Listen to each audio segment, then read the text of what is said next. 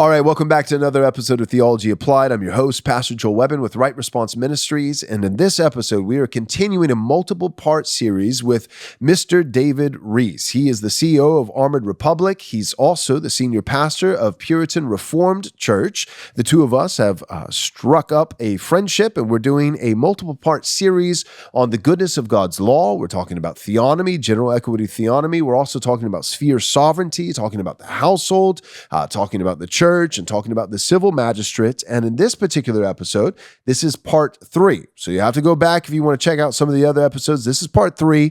And we're going to be talking about in this episode, hospitality and leading not only your own family, but other families as you welcome them in hospitality, leading them in family worship, catechizing the children, gearing and orienting the hearts of the family and other families as well around the throne of God in our homes, using our homes as outposts for the kingdom of God and for worship. Tune in now. Applying God's word to every aspect of life. This is Theology Applied.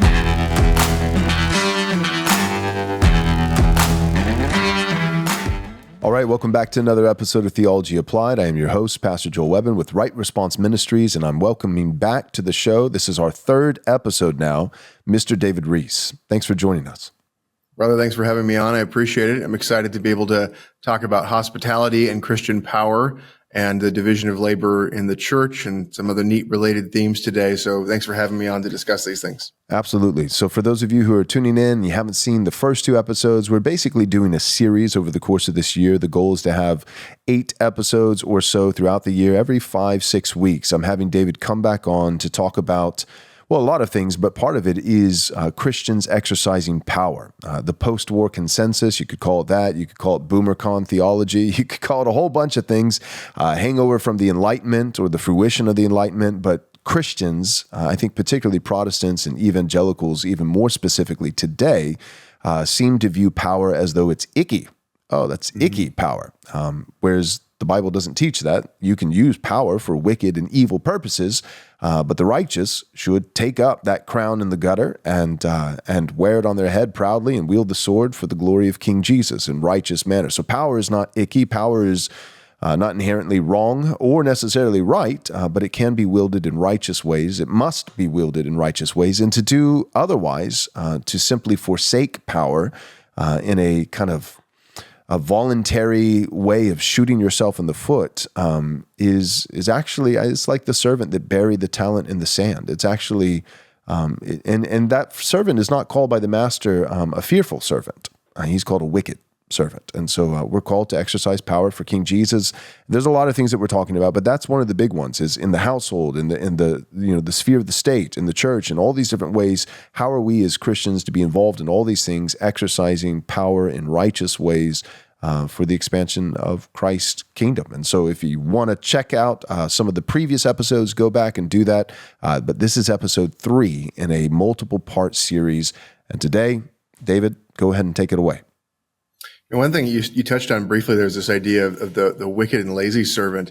You talked about how he's not called fearful, but isn't it interesting how fear is actually sin if we're fearing the wrong things? Right. They were called to fear the Lord, and we're called to not fear the world or to fear the enemies of the Lord, but trust that he is with us, right? So this, you see over and over this theme of, don't be afraid or do be courageous. And then this promise of God being with us and the association with this idea of sort of, we're supposed to conquer whatever the thing is that he's sending us to deal with, right? So right. that idea that fear itself is wicked, like you pointed out, I think is a really important thing for people to grab hold of. So thanks for laying that out. Yeah, that parable, just one extra thing to add. All right, so this is Charles Spurgeon, so take it with a grain of salt. I love Spurgeon, but he's he'll take 2 words of a text, and there, like sometimes if I'm all for expositional preaching, but sometimes if my text today is 2 words, the Lord. What does it mean to be Lord? And what does it mean, the Lord? And and so anyway, so Spurgeon, he has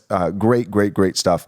But I think I would listen to that sermon from Spurgeon. Yeah, from Spurgeon, exactly. But somebody else, you might be in trouble. So every now and then I'm like, okay, Charles, I don't know how you got there, but most of the time I think he's right on. And on that particular parable, one of the things he talks about, he says that it's the wicked servant rather than the fearful servant because the master calls him on his bluff. The master knows that he's lying. He says, The guy says, I knew you to be a hard master, reaping where you did not sow. And, and the master's not agreeing with him. He's not saying, oh, well, like if you knew me to be that, which I actually am, I objectively am that type of master. He never consents to it. He's not saying I am that type. Where has God ever reaped that he hasn't sowed? Everything that he owns the cattle on 1,000 hills. So he's sown everywhere. There is no harvest where the Lord has not sown, and the Lord hasn't caused the growth. And so he's not consenting to the narrative of this wicked servant and saying, oh, I am a cruel master.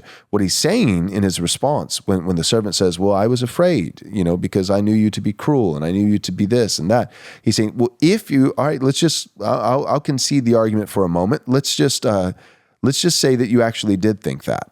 If you thought that, this is how a truly fearful servant who misjudged my character as being cruel and stingy, this is how he would have behaved. He would have, at bare minimum, invested my wealth with the bankers so that he could give at least a partial return. But what you did, this wasn't fear of losing the investment, because there were safe investments that could have been made where it wouldn't have been lost and you would have got at least a small return.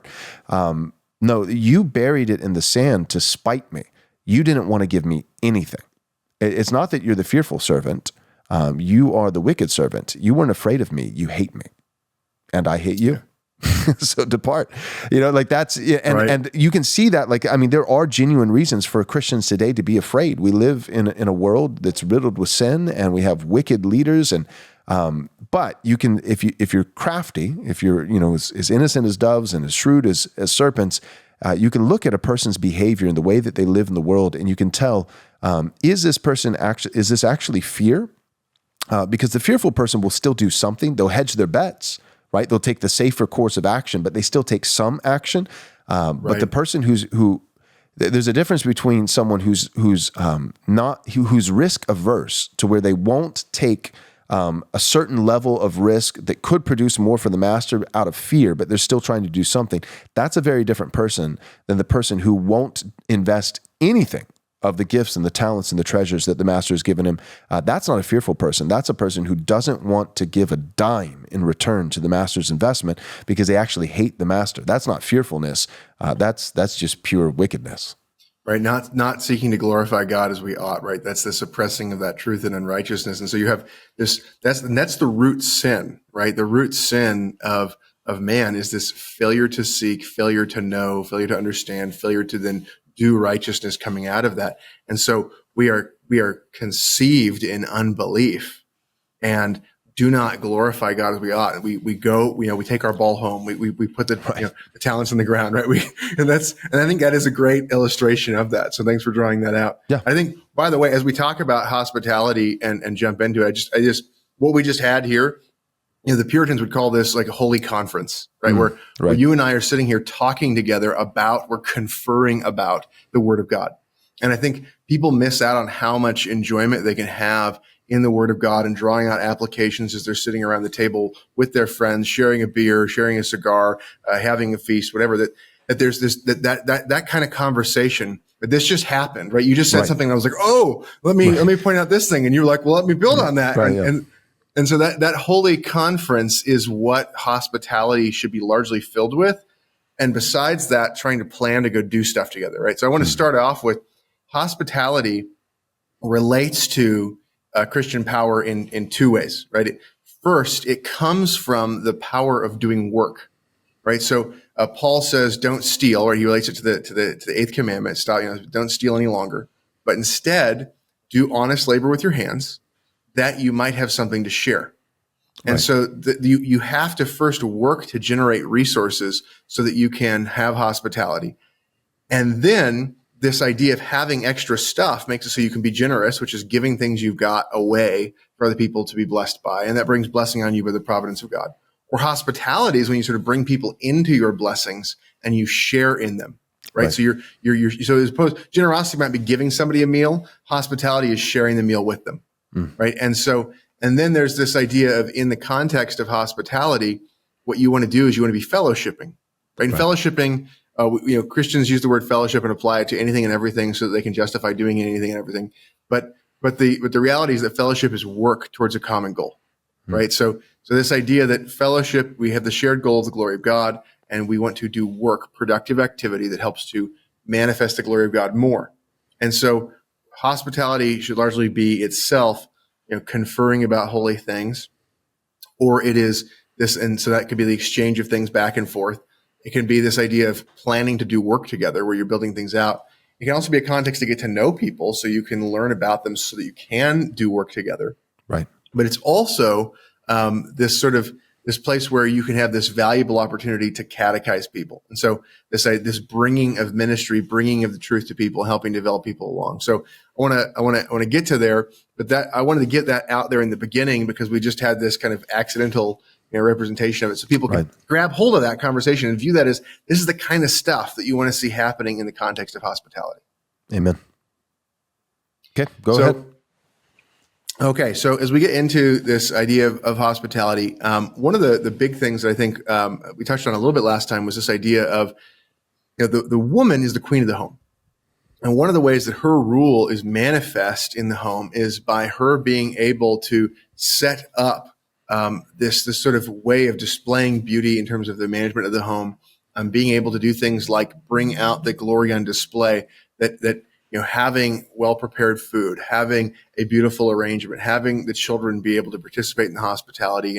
My kids, for example, if you look at the Solomon with the Queen of Sheba, right? She talks about how not only is his wisdom great, but also like his cupbearers and the food and the setting of the table and the way that the servants are dressed and all that kind of stuff like makes her go, wow, this is beautifully run and well organized. So running the home well, a mother that's doing well, that cares about her kids being well taken care of, well dressed, being taught to have good manners, a father involved in helping them to understand how to deal with guests honorably, the idea of them participating in the hospitality. I have, a couple of my sons are designated to be cupbearers, where their goal is, to make sure that everybody has a cup of liquid that they want to be drinking, right? Right. And so, and at the same time, so there's sort of this division of different elements of the work amongst the kids. And there's typically like the head cupbearer, and then there's the assistant cupbearer. We have enough kids. So you can start to have assistant roles when you have lots of kids. Right. So that idea of that gets to display it, the work of the queen, also of the king of the home, but it's this place where you start to get to display that. So it gives a motive to encourage beauty in the home as the wife is participating in that. The other thing is the place where the hospitality happens becomes a center of power. Where there's hospitality, there's building of relationships, and you have the capacity to influence people.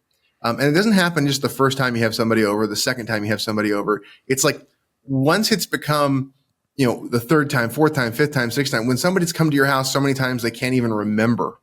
Right. When people don't expect to be invited because they're from out of town and they come to your church and you invite them over to have lunch at your house, between the services or whatever, right? That kind of thing where there's sort of this extension of hospitality that's either unexpected because there's people are going, well, we don't really know each other, or what are you going to get out of this? I'm just going to disappear. I'm going to be going back to my home. What kind of reward are you going to get? It becomes regular, so there's sort of a costly, sacrificial pouring into other people, Right. And those create bonds of relationship that are lasting. And, that hospitality to strangers from other churches can start to build relationship with those other churches in such a way that there's a friendship between those congregations that can develop out of that. Right. And that brings honor to the Lord and helps to encourage unity in the faith. And that's just the natural reciprocity that people have in terms of the desire. And it even occurs amongst pagans. And so when you have hospitality, even unbelievers, if you welcome them into your home, the way in which they're willing to listen to you is very different from just the random conversation on the side, as opposed to, why don't you come over? Let's have a meal. Let's have a beer and let's talk and get to know each other. Right. There's a power in relationship that comes with hospitality. And I don't know if you have anything there to add on or any examples that you've seen. I'm sure as a pastor, you've seen many, but no, any I thoughts agree. there? Well, as a pastor, I kept thinking so part of it is the person I think immediately feels indebted to you. And you can be manipulative with that, Right. and I don't think that you should. But there is something to be said. Jesus, talks about like when you throw a really good feast, don't invite all the the people who are of the chief seats, the people of notoriety, but rather, the poor, the lame, the beggar. Invite them, and your reward will be in heaven. Inviting those who can't return the favor, that, like what you were saying, that your reward will be in heaven. When you invite, people of notoriety, then there's usually this tit for tat understanding, quid pro quo, that I'm doing this for you and you're going to do something in return for me. And if the person is of a higher status, then there's usually an expectation that I'm doing, this much for you and you're going to do this much for me. You're going to actually multiply the favor. So in reality, I'm doing no favor at all. I'm going to get more out of this than a return. And because there's this sense of having someone in your home, sharing with them a meal, sharing with them, a feast, a good meal and drink and these kinds of things, there is a sense in which it does indebt the person. And so that can be, again, used in a negative sense of manipulating the person or trying to, tit for tat and just gain earthly favors. But that also can be used in a kingdom sense of opening up the person to hear the gospel message, where the person is far less likely to be rude or condescending or tune you out if they're sitting at your table eating from your bounty, and then you politely say, can I share with you a little bit of my faith? They're just because of that sense of indebtedness. I guess I owe you at least your 5-minute gospel pitch, because I'm sitting here eating your food. So absolutely. The danger of centralized power is often represented by the word king. As Americans, we hate the word king. Civilian ownership of body armor is about helping people to have increased power to resist tyrants and criminals.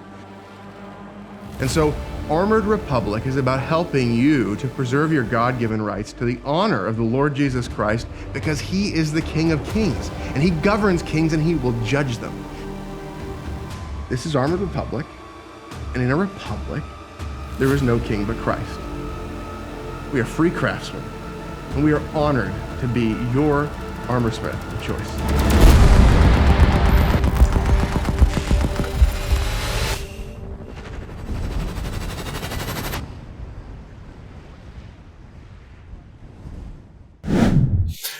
I think that idea, right? If you try to use hospitality in order to get worldly gain out of people, that's sort of that manipulation, right? And a pastor can do that by thinking about people as like a tithe farm, right? Where you're like, how do I get people in? How do I get them to do the thing? And I'm thinking about how to simply build out the budget or whatever, right? But if instead you're thinking, how can I do this person good? Right? How can I bless them? How can I seek their good and the glory of God? And so you're not making the person the end in themselves. I'm not saying worship the person, right? You're worshiping God, but you're going, I want you to be a knower of God. Right. And so in desiring to see them to grow in the knowledge of God, you're using the political capital you're building to put it in for that opportunity to be able to express truth to them. Right. And if the Lord uses that to make them wise or to cause them to grow in wisdom, that will make them love you more. And if they are hardened, if they reject it, then they will hate you for it. And you'll use up all that, that political capital that you've built up. And what will happen is the Lord will then pay you back multiples, right? So there is if we have the right attitude, yes, it's a great investment, that we expect blessing for it, in this life normally, and in the next life, absolutely. Right. Done in faith for the glory of God. So that idea, that hospitality creates power, both in terms of the ways it helps with relationships, but also in the way that it brings blessing from God. And one of the interesting, scriptures that we have on that is this idea that if you're hospitable, sometimes you could even, for example, give hospitality to angels unaware. Right. And that would be purely an example of doing something that brings about a result of a blessing from God and has no sort of political or social capital being generated with human beings that you're going to deal with and just kind of getting a worldly, wise man type of advancement. So we want to appeal to that idea of the blessing that comes from God. And also there is, of course, this sort of the way that things are designed. So that there is this desire for reciprocity. But we don't want to go into it with the attitude of manipulating people for our own worldly advantage. So our goal when we go in, if we're trying to work hard to have resources that we can use, we can increase power for the glory of God. And we can do that by pulling people in and kind of building relationship. And the more you do that hospitality well, right, the more that it has an impact, especially early on, right? When people know you less, you're trying to avoid stumbling blocks more, and you're trying to do things to help to, it's not so much you're trying to put on a show to give a fake version of things, but you're trying to be more careful to avoid causing unnecessary offense. And so doing things with extra effort when you're first dealing with people is one of the reasons people avoid hospitality. And they kind of think, oh, it's always going to be this exhausting. It's always going to be this hard. It's like, no, at a certain point, you kind of stop cleaning up the house for a friend when they come over. And so your goal is to actually build the kind of relationship where you don't have to clean up the house for the person to come over. And that allows people to see into your life more. And that's one of the reasons why an elder has to be hospitable, is because if he's not hospitable, people aren't going to come over often enough for him to be used to having people over, and often enough for them to actually see what life is like regularly in that house. Right. So when we think about this idea of hospitality, if with hospitality we're trying to build a relationship and look for opportunities to do work together, one of the things is people often kind of feel like there's no place for people to teach except for elders, and they feel like there's no place for women to teach. And obviously, the public worship should have teaching by elders as opposed to by other men. That is the design of God for order, to have the wisest, most skilled out there teaching to maximize the usefulness for people. But how would you know that a man is fit to be an elder and apt to teach, and therefore fit to be an elder, apart from him teaching somewhere? Right. And that teaching is principally going to occur in private settings. And that teaching is going to be automatically on display in terms of if people are present in your home when you do family worship. And one of the things I want to really encourage people to do is to have people over for dinner, have people over for hospitality, and ask them and invite them, to stay for family worship. Right. And, sometimes in a church community, for example, like in my church, it's totally expected. If somebody comes over to your house, everybody expects that they're going to stay. If they come for dinner, they're staying for family worship. Mm-hmm. And so that's sort of like just the expectation that's going to occur there. And at the same time, when you're dealing with people who are not used to that, you can have them over for dinner. And one of the ways that you can, that kind of reciprocity piece goes in there is you then can tell them about, okay, so normally, in the evening we do this, and so we'd love for you to stick around, and we can chat a little bit afterwards, and maybe have dessert afterwards or whatever. But you make family worship a part of the evening and part of the hospitality. So I mean, we literally, when I throw a party, like we have a party that we do oftentimes early-ish January, and we call it a Puritan party, just kind of the joke name that we have because it's our church, Puritan Reformed Church, and we just had to have people over, and we just we have a party, we people hanging out. And we talk about stuff and are kind of encouraging friendship between other people from other churches and encourage everybody from the church to be there. And, we have a meal and all that kind of stuff. But in the middle of the party, we have family worship. Right. And then it kind of goes back to, people going back to talking with each other and all that. But that's the sort of stuff is trying to make it so it's just like, make family worship normal. Right. So I don't know if we could make that into an acronym, make family worship normal again. How would that? I don't even know. We need some vowels. We need some words that start with a vowel. But Dave, you said something that I've been reliably informed. I mean, it shocked me. You said a Puritan party. I've been reliably informed that Puritans don't have parties. We don't. I just lied to you, and I need to repent of that. Yeah, Puritans don't party. Never. Not unless they want to be under church discipline. I'm just kidding. So just to be clear, so I don't get kicked out. So the idea that we can get together, enjoy food, have good drinks, have beer, have whatever, and just sort of this idea of getting together and the enjoyment of each other's company and fellowship and talking through stuff. And we would encourage that there are regular feasts. Right? What's the difference between a feast and a party? Right? The difference between a feast and a party is that a feast you get more food. So our goal is to make sure that there's enough food for it to be called a feast. That way we can't be accused of having parties. There you go. So it's better than a party. That's right. One question that I had is you were just sharing about hospitality and the whole household's involvement and, utilizing the children. And of course, the wife is going to be heavily involved. But then you briefly mentioned elders, and I was thinking about that. Elders are called to be, biblically qualified men. It's an office in the church. It's not open to women. And so it's going to be a uniquely masculine office. But, one of those requirements and qualifications for an elder is that he must be hospitable. And a lot of times I think within Christian circles, we think of, hospitality as being primarily exercised by our wives, that it's a uniquely feminine action. A feminine service. And I think it is. I think there's a lot of truth to that. So I'm not saying that that's wrong. But the Bible certainly, it doesn't only speak about hospitality in terms of a woman's role. In fact, an elder who must be a man also must be hospitable. And so I was wondering, the thought just occurred to me. And so I don't want to, put you on the spot, but I'm going to put you on the spot a little bit. See if you have any thoughts about this. I don't know if you could even use this phrase, if this would be helpful, but feminine hospitality versus masculine hospitality. Is there such a thing? And what would that distinction be? What would that look like? Masculine hospitality versus feminine hospitality.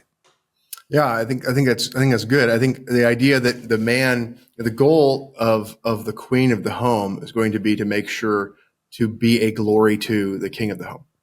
And so she's going to seek to put things out there in such a way as to bring honor to him, to bring credibility to him, and to help him to look like he is the master of the home. And that should be the reality, but she should also be concerned to make sure that the reality and the appearance line up. Right. And so if her goal is to honor the husband by making it so that his sort of treasures are on display in a way that's good to bring credibility to him, she's trying to help him to be able to speak. And so that's why hospitality and catechesis are kind of lined up, that the idea of being able to teach people and give people the rudimentary basics of the faith, right? That every man should be able to put on display his ability to teach, not only in sort of a family worship setting, but while you're at the table, can you draw the conversation to a useful place? Can you have holy conference? Can you engage on talking about how can we work together for the honor of God?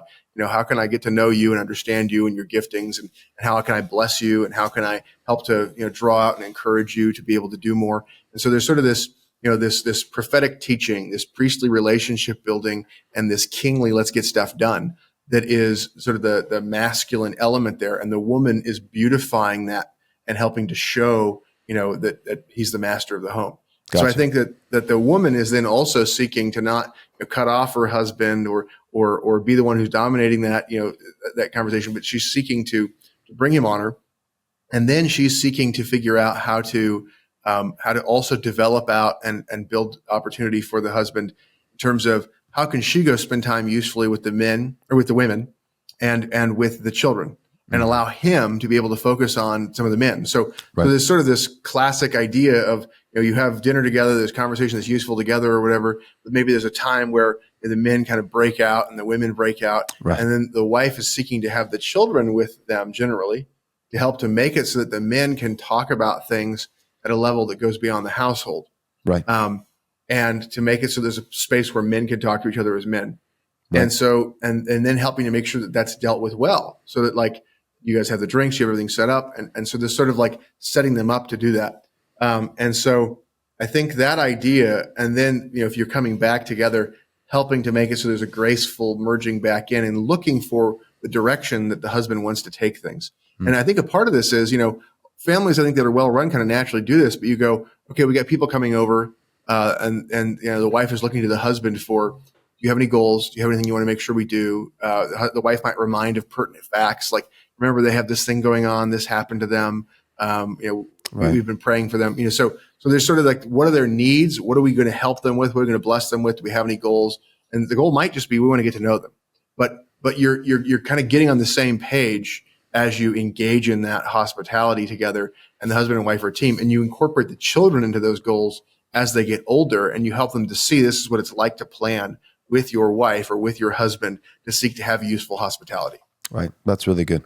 Yeah, my wife, I'm just thinking about her the whole time you were talking, like you listing multiple things, and I was thinking, check, check, check. By the grace of God, like she does all those things really well, incorporating our daughters. We have 3 daughters, and then our baby is a boy. So we have our youngest as our son.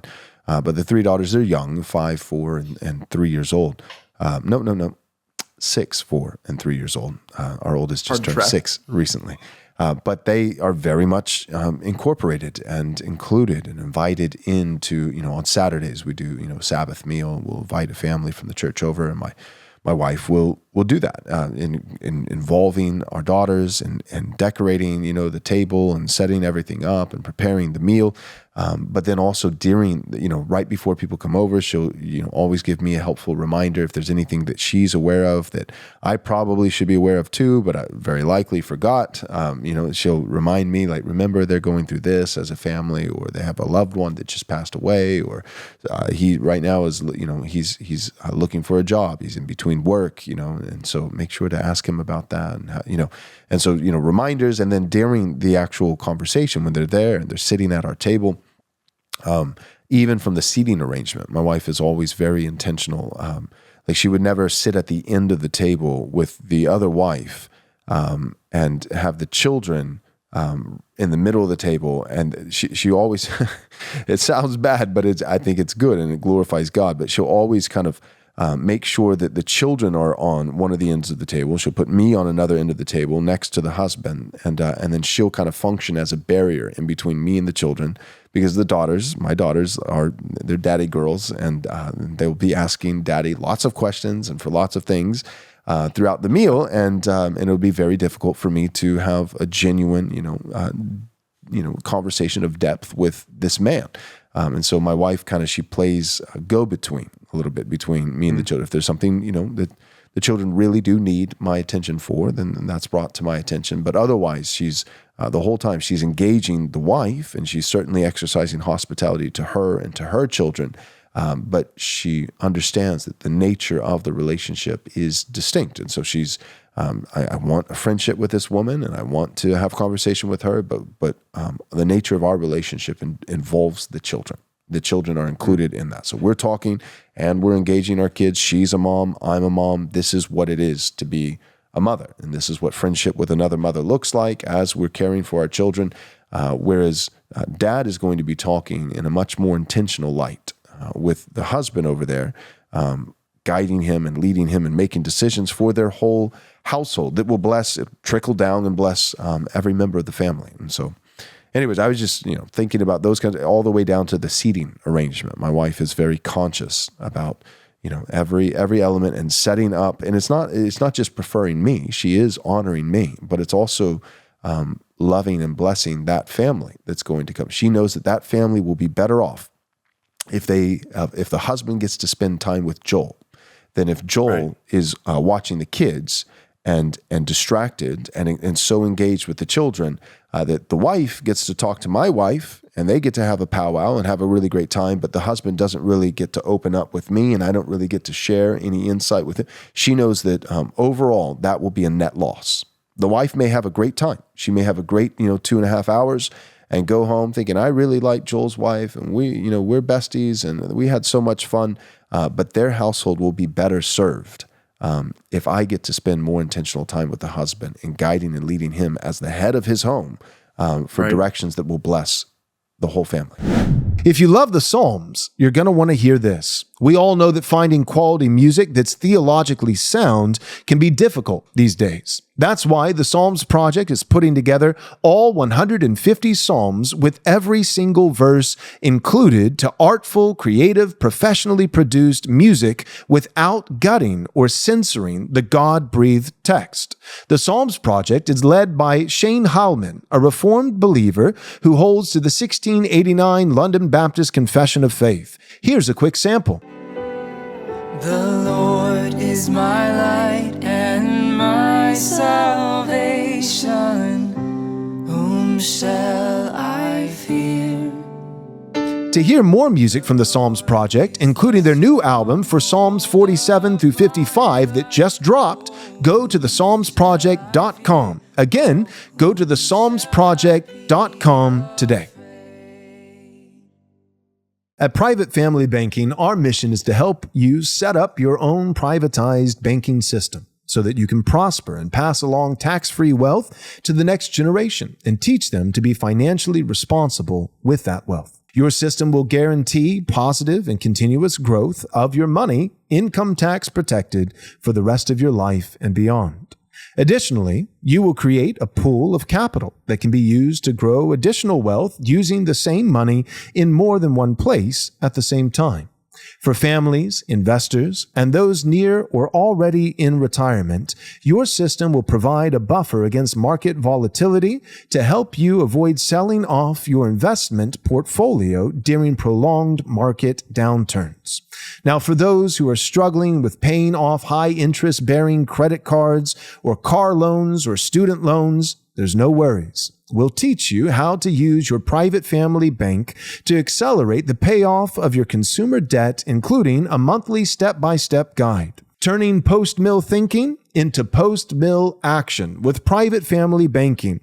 Now that's a good thing. Find out how this powerful approach to a multi-generational wealth building can work for you and your family by emailing banking@privatefamilybanking.com. You'll receive a free ebook and a link to schedule your free 30-minute consultation today. Right. And so that idea of the division of labor in hospitality, where there's a goal to maximally keep free the husband to care for the guests without neglecting the children. So there's sort of going to be like can the wife take care of that? And as your children get older, it's like, can they help to take care of those so that your queen is able to do more as well? Right. Because if you're able to engage with the husband, she's able to engage with the wife, that's even more ministering into their lives, right? Or sometimes you might have a couples conversation that can occur when the older children are able to help to take care of things in such a way that you're able to engage with the couple. And so I think that those kind of things where you're thinking about the division of labor, and you're thinking about how can you kind of free up the highest authority resource to maximally give that engagement, I think is a way of thinking about it. The other thing about feminine roles in this would also be encouraging women. As a father, I'd really encourage, my daughter, I only have one daughter, I have 5 sons, but my daughter and my wife, I've really encouraged them to think about the Socratic method, because you can really help men to think as a woman better if you are asking good questions. And I think that idea that, my daughter knows theology amazingly well, right? But she is, and she can talk, and she goes, I'm comfortable talking for long spurts, when I'm talking with the women or whatever, but how do I do this with the men? And it's like, well, as you're trying to build, godly relationships, godly friendships, as there's men trying to give them an opportunity to have some sort of engagement in kind of public spaces, like, in church afterwards or whatever, where there's an ability for people to consider the prospects of whether to build a closer friendship or not, that kind of thing. How do you do that? And I think the encouraging of question asking, that's right. good in general for encouraging women to help them to be able to evaluate suitors and to be able to also, encourage suitors to be able to speak more. And at the same time, your wife, if there's sort of a discussion that's going on and she notices maybe there's a way in which the other man is not accepting truth that you're saying, she could ask a question. And generally, it's going to be more aggressive if she asks it of him, but she might ask it of you, right? And she can it's kind of like setting up the volleyball, and then you can spike, right? Mm-hmm. And so, but it could also kind of be, if the guy's evading the main point that you're talking to, she might say, well, what do you blah, blah, blah. Right? And he might give an answer that makes it easier for you to respond to that. Right. And so in either way, it's a little bit more dangerous to do that second one. It's a lot easier to just say, husband, what do you think of such and such? But there's sort of a way in which you can become very familiar with each other and work in such a way that you can effectively be helpful conversational partners. And so asking those questions to help to advance the agenda of the husband is one of the ways that the wife can also be a significant, thoughtful participant in there. Right. And then also there is just place for the man and the woman both to speak truth, right? We have Priscilla and Aquila as an example, speaking to Apollos. And I think that the ability to do communication about truth, and just engaging in theology, engaging on the true things of God. And in particular, when the women divide off and you want this Titus 2 activity where the woman is teaching other women, and helping to develop them, encouraging them, teaching them how to love their husbands, how to love their children, and helping to soberize them is kind of the language that actually exists there. That the older women should soberize the younger women, and so that kind of activity set, I think, is how women should think about their roles distinctively, and the men really need to think about, how do I build an alliance with another home? How do I think about how to engage here? How do we accomplish good work? And so just let me pause there. If there's anything else you want to deal with before jumping into catechesis. No, that's great. I was just thinking of a personal example. I remember going to the Wilson's house in Moscow, Idaho for a Sabbath dinner. My wife and I got to go visit. But I remember at the time I was, sharing with Doug, my thoughts about whether or not I should leave California. And we had talked about it some and this and that, but there were certain elements of the conversation that we hadn't talked about. And one element was, well, what about the church that I would be leaving behind? And Rachel Jankovic, Doug's youngest daughter, she was sitting there at the table with my wife and other people were at the table as well. It wasn't just us; there were multiple families. The Wilsons, all. 4 of the Wilson households, and then us and another family. But instead of Rachel, you could. It seemed as though she probably had some thoughts. She's a bright gal, She probably had some opinions. But instead of making a statement, she asked her dad, and so she posed it as a question to Doug and said, "Dad, what do you think about the church that he would be leaving behind, and what's the obligation there?" And because Doug had been making a fairly strong case of it wasn't a pros and cons list. It was you should leave California. Oh, yeah, well, what are the cons? He was like, you should leave California. That was about it. And so Rachel didn't give her 2 cents. And say, well, yeah, like adding cons to her father's list that he, had chosen to neglect. But instead, she posed it as a question to her father, saying, what do you think about this? And I was glad she asked. I didn't ask, and I was glad that she did, because Doug had some really great things to say in regards to that. So I think that's, really helpful. There's so many ways. I think of Nabal, his wife. Mm-hmm. What's the name of Nabal's wife? I can't remember. Abigail. Abigail, that's right.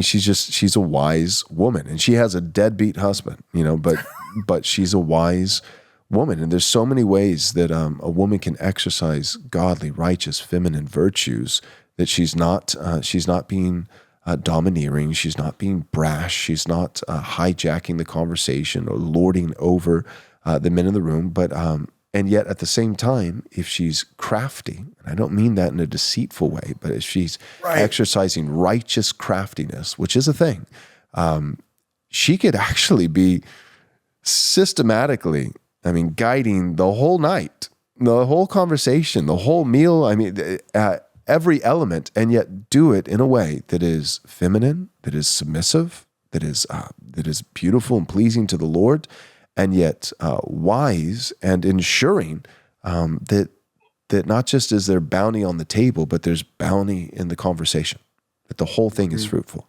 So, absolutely, and I think that's why men, your wife, your queen, is your principal counselor of war, right? Like she needs to be your friend. Not your marriage is first and foremost a friendship. It's not that it's friendship and nothing else is friendship. No, that's not the case. It's a special type of friendship that includes sexual intimacy and a sharing of children and sharing of an estate that's in common. So it's a closer friendship than other friendships, but it's a friendship. And the friendship is you have a shared understanding of the good and you're committed to seeking each other's good. And so you're working together, right? Friendship is about working together.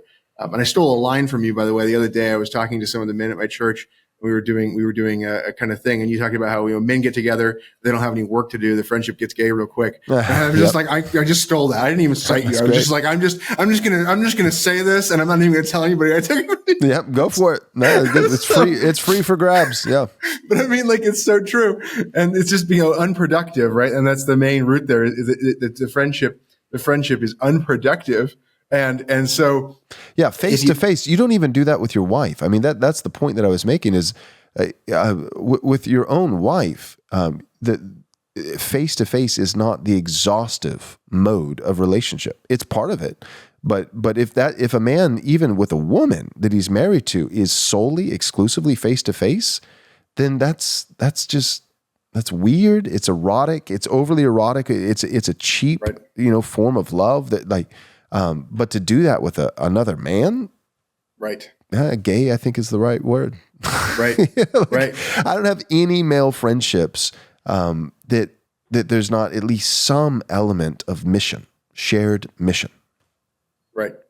Right. So absolutely. So there's got to be there's got to be good work being pursued. There's got to be good mission together. And so that idea that even in marriage, right, eroticism is an ornament to marriage. It's not all marriage is. It's not the sexual is entirely there. There's an ornament. So the friendship, you men are called to work. Your wife is a helper, right? Helper in what? Helper in dominion, helper in work.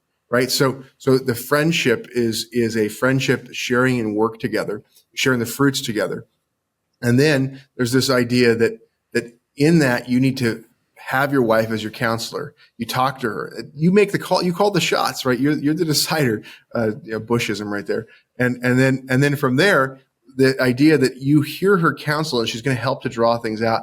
And when she understands, right, even if she disagrees about something, if it's not sin and she just, she salutes and goes, okay, well, let's carry out the mission together, she can then intelligently help to carry out the objective. And one of the things that, in the last decade that my wife has really done a lot, that's helped me is so often she just quickly tells me her counsel, tells me where she disagrees. And I just say, well, I think I want to do this anyways. And she goes, all right. And she salutes and she goes, okay, I'm going to help to do this. And we move on fast. And so my wife doing that, I had a hard time figuring out in the early part of the marriage, how do I get my wife's counsel and at the same time make it so it's not just an argument between equals. Right. And so I didn't want to give that up. And so I kind of struggled through in the beginning trying to figure out how do I do that? And it made a lot of strain for her where she was trying to figure out, how can I be invested in arguing with you and also be submissive? Mm-hmm. And she actually came with that kind of that insight of well, I just want to, kind of tell you. And then after a time or whatever, you just kind of give me a signal of we're done. And I'm like, yes. And I couldn't believe I hadn't figured it out. And I was so grateful for her realizing that. But I'm also grateful that I didn't give up on seeking her counsel. Right. And so building both would have been a tragedy. Together. Yeah. You're right. Trumpkin, I think, from Prince Caspian, it's well, you didn't even believe in Aslan, and now you didn't, you thought all this was just a bunch of hoopla. And he's like, and I still hold to those convictions. I still think, at this current moment, it's hoopla. But you've had my advice and now it's time for orders. I know the difference between giving advice and taking orders. And this is an order from a king. I believe in you. You're standing right in front of me. And I believe in your position and your authority and your office. And you've issued a command. So I gave my advice. I still stand by my advice, but you gave your order. And I know what it is to take an order. So yes, sir.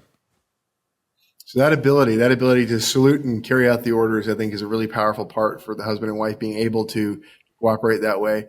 And so I would just really encourage husbands to talk about that explicitly, that, say to your wife, I need you to be my queen. I need to be able to talk to you. I need to be able to pull you into the conversation. I need your counsel. But I need at the end of the day, when I make a decision, I need you to salute and help me to carry it out. If it's sin, I need you to tell me that.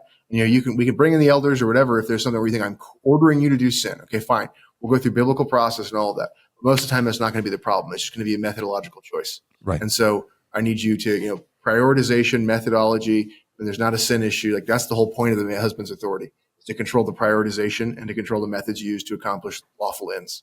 Right. And so I think wives understanding that helps them to kind of get it. And I think the idea of being a queen of the home helps to understand. It's I have authority, I have a position, but you're the king, right? And so that thing I think is helpful for the wife to understand kind of that role. So I want to jump into the catechesis portion here. This idea that when you have hospitality, one of the neat things is, so pastors are always, you give a sermon and you talk and you're like, I've taught them these things and that thing and this thing and all the things. Oh, I've covered all this stuff. All the things have been taught from the pulpit and everybody's got it. And it's going to be great. And you talk to people and they don't get the stuff that you've been teaching. You're like, I am the worst.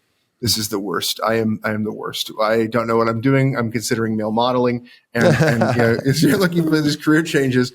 And so then you can have a conversation with somebody for 30 minutes or an hour. And all of a sudden, you're like, they learned all the things I was trying to get them to get. How did that one conversation manage to get all that through. And it's because it draws it together. It helps their attention to be focused in. Hospitality and conversation and holy conference like this makes it so that you're able to get your mind engaged in a different way. And there's this kind of one-on-one attention where it's like, oh, I think you're missing that right there. Right. And so there's this powerful way that it can kind of draw everything together. And so, but the pastor can't be the only person doing hospitality. And all the elders should be doing hospitality, and they're all pastors. They're all responsible for teaching and all that.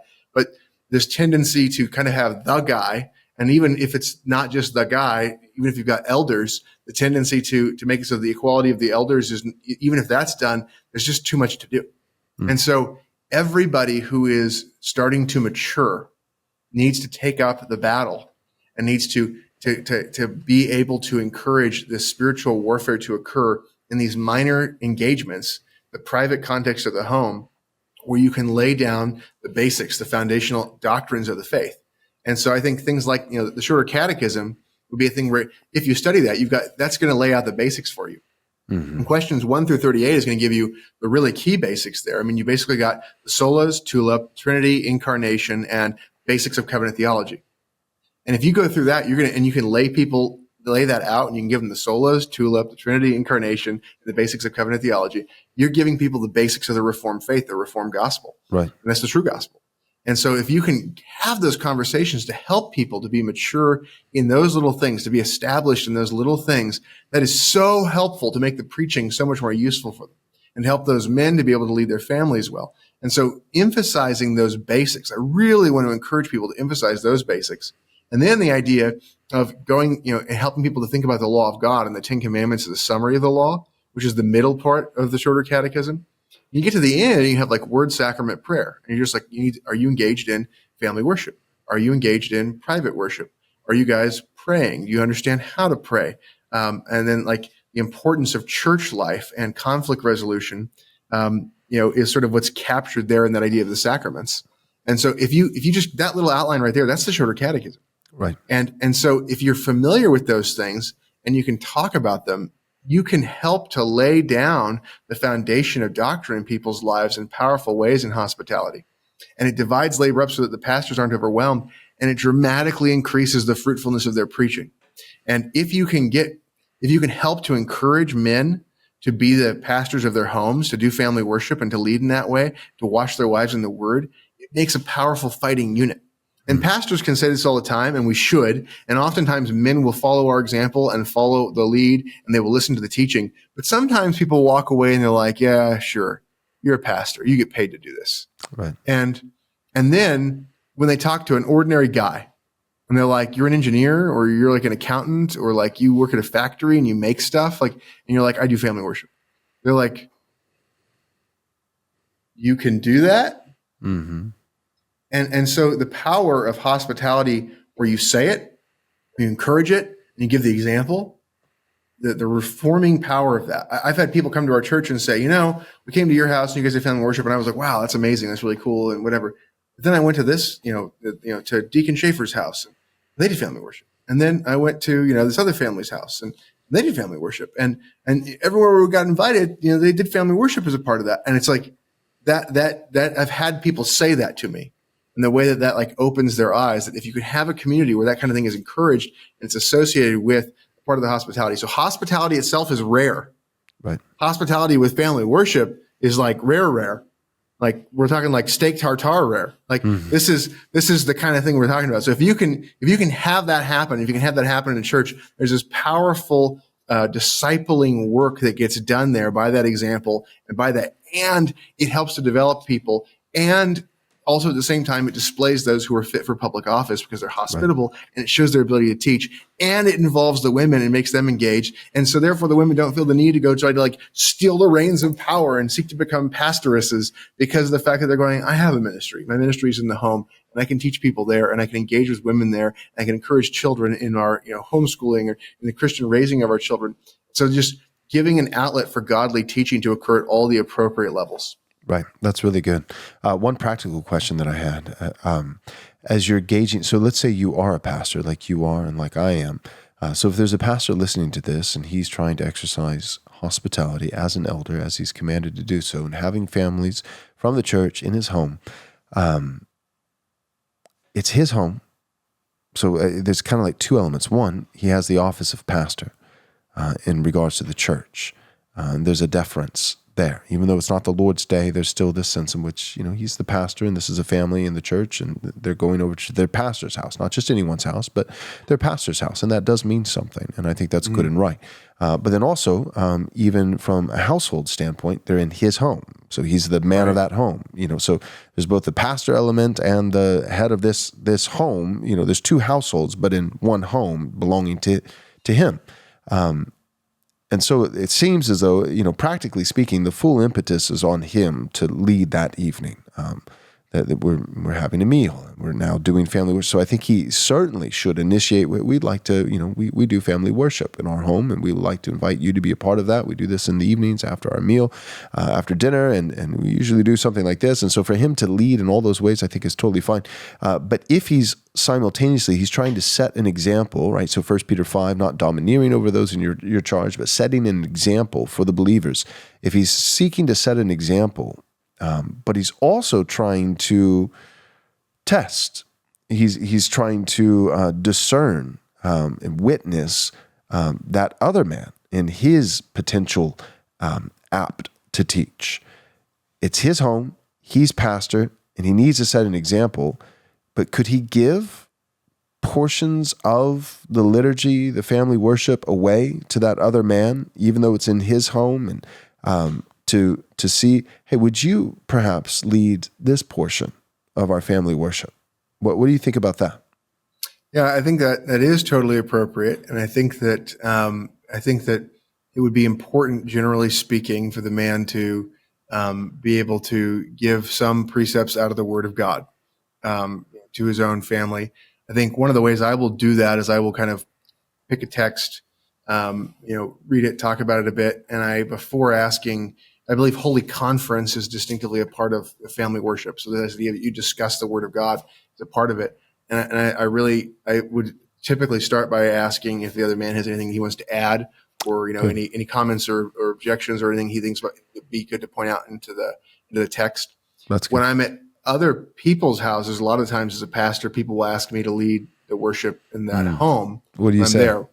And I think it's totally appropriate, and I express a willingness to do so, but I also encourage the men to do it.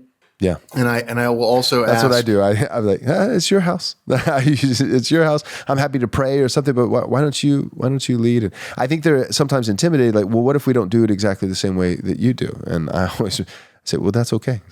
You don't have to do it the exact way that we do. But so I think this idea of encouraging the men to lead, especially early on, I'm really quick to just kind of go, sure, I'm happy to do that and to help them to do it, and to then try to pass off pieces that would be easy to help to habituate them if they're not used to family worship. So I'd be like, would you mind, starting prayer? Would you mind reading the text? So that way they're accustomed to that, and then they're participating obviously in the singing portion, right? So if you're literally just praying, reading a text, and then there's discussion about the text, and then there's singing of a psalm and a blessing. And then I also would try to encourage if I thought that there was some difficulty with them, for example, and them not necessarily feeling like they could bless their home or whatever, I would encourage them to bless their own home.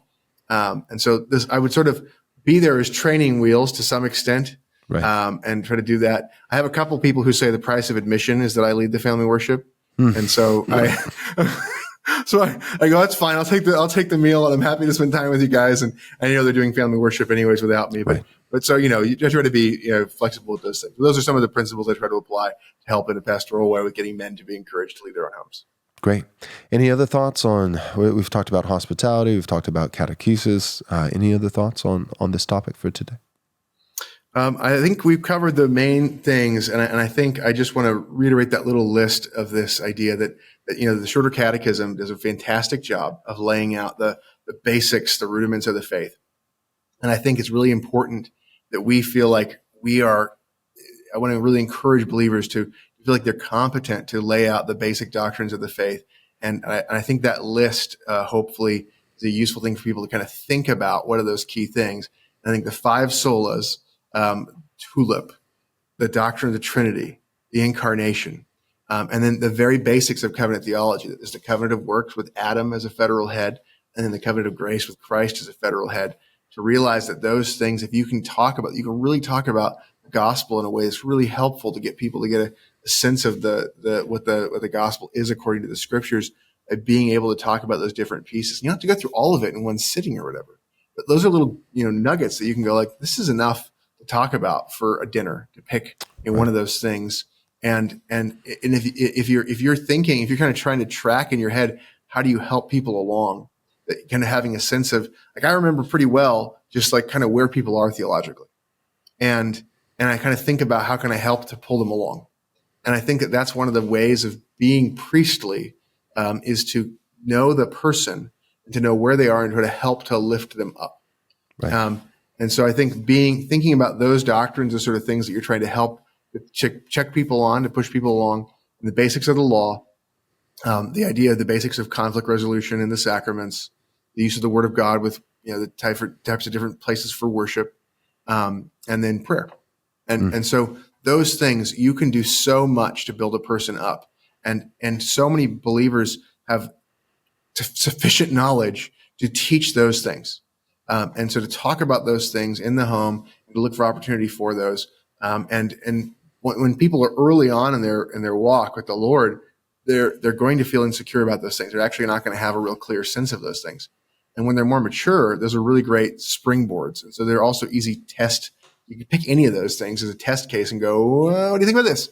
And they are, if they're mature in their faith, they're going to grab hold of it and go, yes, let's talk theology. And they're going to grab it and you can have a great conversation. And if they're immature in their faith, they might go, they're either believers and will want to learn more, and they'll go, tell me about that. Or they're going to, go, I don't want to talk about this. If they don't want to talk about it, that gives you a sense of sort of, there's a real problem there. And you could bring that, for example, to, pastoral attention. Right. That's really helpful. One more practical thing I wanted to add for the listener is when it comes to choosing a catechism, I understand that there are more modern catechisms that have been written, but one thing that helps so much when you have a church community, when we started doing catechesis and leading family worship with, our oldest, we started, and we should have started before we had any children at all. My wife and I we would pray together, and there was some semblance of shared moments of piety, private practices of piety that weren't just individual, but shared in our marriage. But we really got structured and serious when our firstborn child came along, which for the record, I think is too late. But by God's grace, better late than never. So we started a little bit before our firstborn turned 1 year old. And at first, it was a little bit more creative on the catechism portion. Not creative like heresy creative. But what I want to add here at the end, just a practical note, is I don't think creativity is your friend. And the reason why is because now that our children are reaching school aged, and the church, here in Texas has grown, and there's 100 children in our church. We're about 200 people, and half of them are kids. And so now that there's, children in the church, and then our daughter goes, with some of those children to school. It's not helpful when every household has their own catechism. It's not helpful. So all that being said, I understand that there are some modern catechisms, and there's some variation, and, and that's, some of them may actually be really good.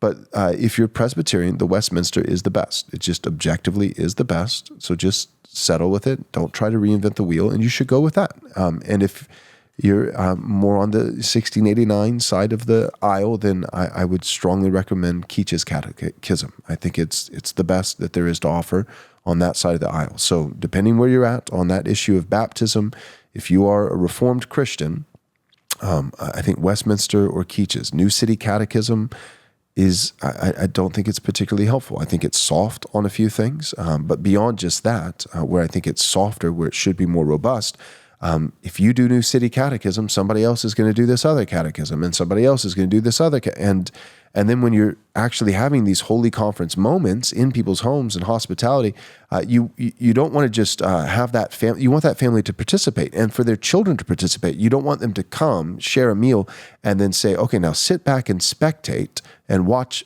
my family worship. No, you want to invite them to worship with your family, and that involves the husband, the wife, and the children. And if their children actually are being catechized by their father, but in a whole other catechism, and so then you're asking questions, and it is so helpful when a whole congregation is on the same page with, and your best bet, just the laws of average, it is your best bet theologically, just objectively, but also just in terms of laws of average, like standing the best chance of you're doing a catechism and the highest likelihood that this other family is going to do in the same one.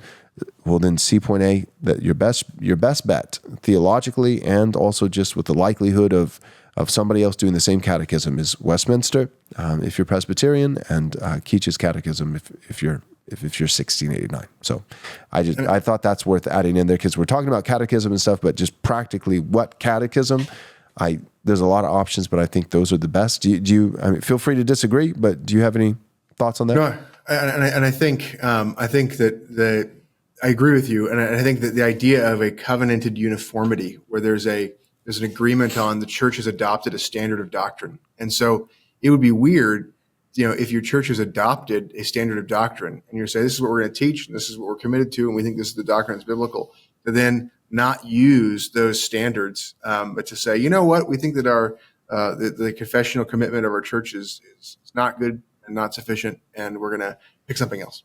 Right. And you go, well, why don't you go to a church that holds to that confession? And exactly. Right. Exactly. Or, on the other side, for the pastors to say, we think this is best, but feel free to do something less than best. Feel free to do something that's moderately good, that is just, if you really believe that's the best, then again, you're not necessarily commanding this, but you are, that you can command that the fathers should be leading their children in family worship. Yes. I'm of the persuasion that you cannot command, you must use these catechism questions. You can command, you must be teaching them, catechizing them, and it must be sound, true doctrine. You can command that as a pastor with the other men of the church. You can't necessarily command, it must be, this catechism, these questions, but I think you can strongly suggest and say, right. Listen, you pick this church. I'm assuming that's because you think that we're teaching sound doctrine. This is the doctrine that this church teaches. To choose anything else is not different. It's inferior. It's not just, we just do something different. No, you do something worse in your family worship. You don't do something different. You do something worse. Absolutely, and then you're gonna say, look, this is the doctrine we're going to be using as we think about things like admission to the Lord's table. This is the doctrine we're going to be using for looking at people who become participants in public office and who are nominees. So it's like train your sons to know the doctrine for the church that they're being raised in, and help them to be fit in their year for office, right, as opposed to something else. And if your church is teaching inferior doctrine, like find a church that's teaching better doctrine. Right. And so yeah, absolutely. And I also think this fits into the overall theme. This is a very important point. So I really am glad you brought it up right here at the end, which is the division of labor between the households and the church and the public officers of the church is not assisted if you're not working on the same plan. Right. If you're trying to teach people according to a different system of doctrine than which is being taught out of the scriptures and has been being taught in your church, then you're not going to be helping. And so if you want to be able to catechize, the catechism of the church, if it's biblical, great, teach it and use it to then help to develop people and get them fit for being able to do more in the church. And so that idea, it blows my mind but I didn't even think about the reality that you would have disagreement inside of the same church about which catechism to use, but no, that's exactly right. You're exactly right. And that's a very practical point. So thank you for bringing that up. Yeah, you're welcome. Any final thoughts? No, I'm really thankful for you having me on here, and I'm excited that we got to talk about these things. And I hope that the way that there's a connection to catechesis and to hospitality, to Christian power, how that concentrates power, builds up the skill set of the family, helps to empower other families to decentralize power. And hospitality also being done by the members of the church is one of the ways that you decentralize power away from the pastorate. Right. Because if the pastor's the only one being hospitable, and if the pastor's malicious or anything like that, the way that they can be a gossip factory and can kind of control the social things, you can have weird social engineering that's going on. And if you have hospitality, there's sort of this decentralized network of connections that helps to make it so that the homes all have a certain element of the power there. And my point is not to make life difficult for pastors, but my point is to make life difficult for bad pastors. Right. And I want good pastors to be supported by strong communities that are able to interact and deal with each other's needs, to minister to each other. I can't believe this. I forgot to say this. Hospitality is how you do the recon work of finding the needs to minister, right? That's how you know you can help each other. And right. It's the context for it. So hospitality is reconnaissance for how to bless. And so I can't believe I forgot to mention that. But those are some of those key things. And that's how that increases the power and decentralization, which ultimately increases the power in total of the Christian church and makes Christianity a more powerful force in the land. Amen. Thanks for coming on the show.